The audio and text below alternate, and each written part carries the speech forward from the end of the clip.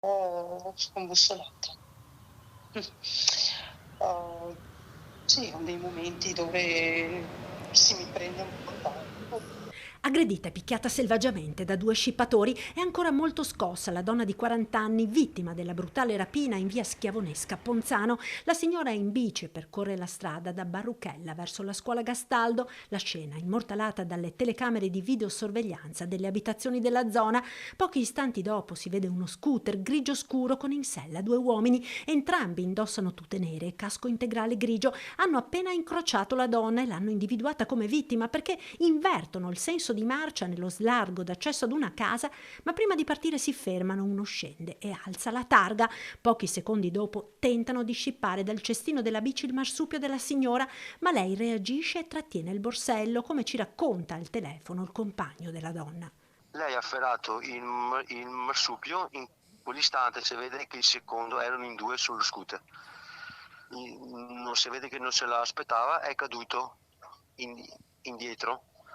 Poi, che lei non lasciava il marsupio, l'ha dato pugni e calci.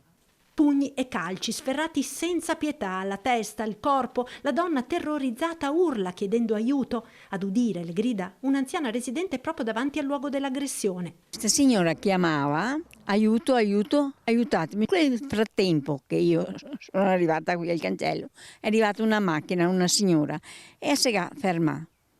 E così a me ha ricorso tutto a dare un fiato d'acqua e tutto quanto, per lavarle giù le mani, era piena di sangue dappertutto, perché non so se sia stato dal naso o dal zigomo che io avevo rotto, perché gli ha pestata, dato botte in testa. Subito sono stati chiamati i sanitari del 118 e di carabinieri che ora conducono le indagini sull'episodio. Dopo il pestaggio e la rapina, i due malviventi sono scappati a tutta velocità sullo scooter.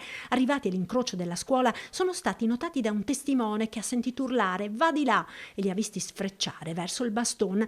Gli inquirenti stanno passando al setaccio le immagini della videosorveglianza ed indagano anche su un altro scippo con analoghe modalità verificatosi circa un'ora prima a Montebelluna, dove un uomo è stato rapinato del marsupio, non si sa se dagli stessi malviventi.